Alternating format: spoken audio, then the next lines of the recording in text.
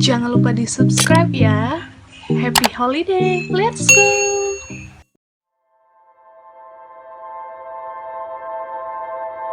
Assalamualaikum warahmatullahi wabarakatuh. Alhamdulillah, liburan kali ini saya bisa berkesempatan mampir ke rumah Allah, yaitu wisata religi di Masjid Gede Kauman, Yogyakarta. Mau lihat hikmatnya wisata religi di Yogyakarta? Tonton terus ya.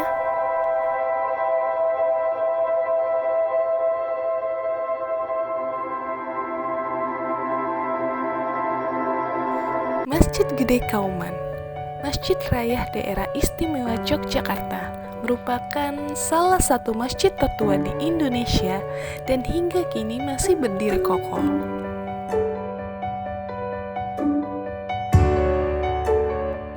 Berkunjung ke kota Yogyakarta tidak lengkap kalau tidak berwisata ke Keraton Yogyakarta. Salah satu bukti dan peninggalannya berupa Masjid Gede Kauman. Masjid Gede Kauman merupakan saksi sejarah dan pusat kerajaan Islam di Jawa.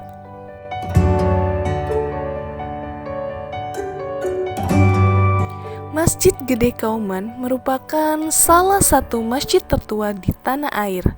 Masjid ini dibangun pada tanggal 29 Mei 1973 pada masa pemerintahan Sultan Hamengkubuwono I dan Kiai Fakih Ibrahim di Poningrat yang merupakan penghulu pertama.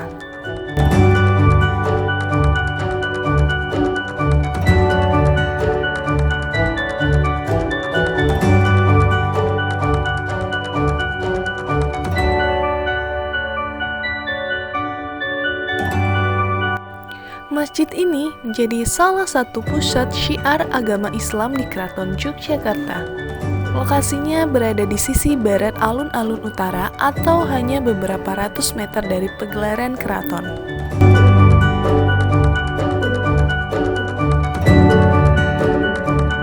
Bangunan masjid ini menggunakan arsitek Jawa.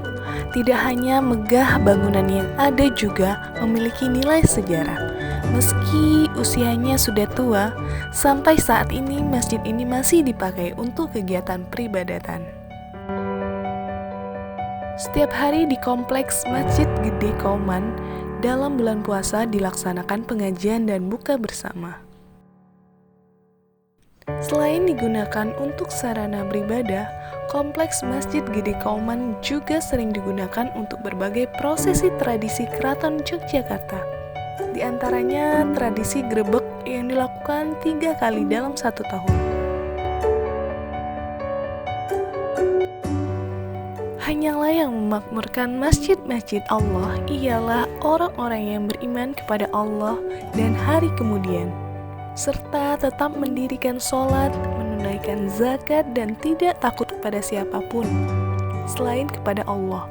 Maka merekalah orang-orang yang diharapkan termasuk orang-orang yang mendapatkan petunjuk. Quran Surat At-Taubah ayat ke-18.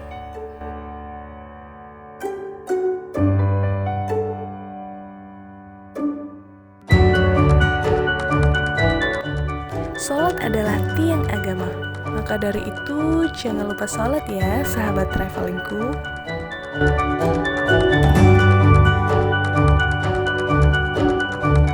Salat itu tiang agama.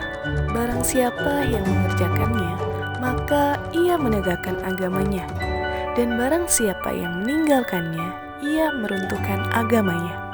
Riwayat Sahih Al-Bukhari dan Muslim.